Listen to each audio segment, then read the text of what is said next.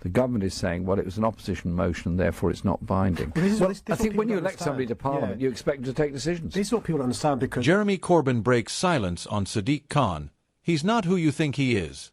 Okay, this is not something you hear every day. Jeremy Corbyn, usually silent on inner-party drama, just made a move that's got people stunned.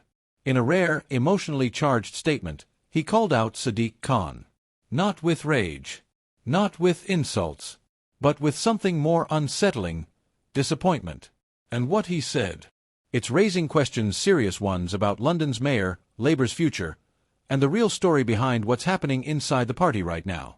Because if Corbyn's right, then we've all been looking at Sadiq Khan the wrong way. Earlier this week, at a grassroots event in North London, Jeremy Corbyn took the mic to speak on housing, youth poverty, and social cohesion, his usual focus. But when asked about the direction London is taking under Sadiq Khan's leadership, Corbyn paused. And then he said this. He's not who you think he is. He talks about fairness, but I've seen how he operates when the cameras are off. London deserves better. That one comment, short, calm, measured, hit like a thunderclap. Why? Because Corbyn doesn't do these kinds of statements. For years, despite facing relentless pressure, smears, and division, Corbyn rarely names names. He avoids public takedowns even of people who once undermined him. So for him to specifically call out Khan, not just disagree with him, but question his authenticity, that's a major signal that something's boiling beneath the surface. Jeremy Corbyn and Sadiq Khan were once seen as two sides of Labour's left-wing revival. But over the years, their relationship has grown cold, and political watchers have picked up on it.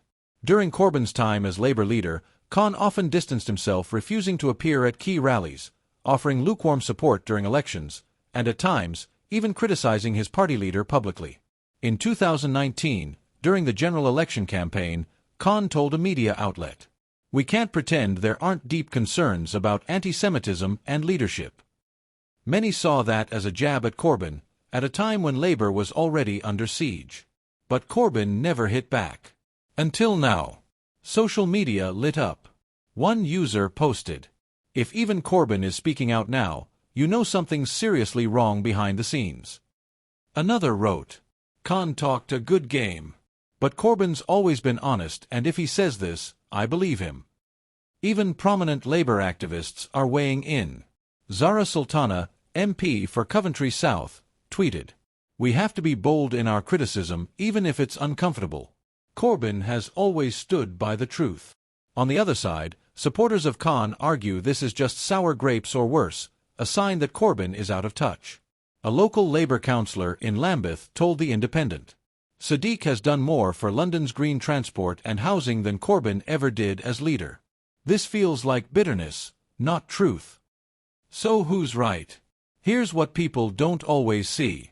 Behind the press conferences and party slogans, Labour is still deeply fractured, especially between the grassroots and the metropolitan elite. Corbyn represents the movement, local activists, trade unionists, community organisers. Khan. He's become the face of Labour's polished, media-savvy, business-friendly wing. That division, movement versus management, has been quietly growing since 2020. And now, with Starmer's leadership redefining the party, voices like Corbyn's are being pushed further and further out of the spotlight. So when Corbyn speaks, it's not just about Khan. It's about who the Labour Party is becoming. Why now? Why would Jeremy Corbyn, usually so reluctant to fan flames, choose this moment to speak? Some insiders believe it's connected to the upcoming local elections in 2026. Others think Corbyn is laying the groundwork for a broader political return, not necessarily to Parliament, but to the grassroots movement that once propelled him. There are also growing fears that Khan's policies, particularly around housing, ULEZ, and policing, are alienating core Labour voters.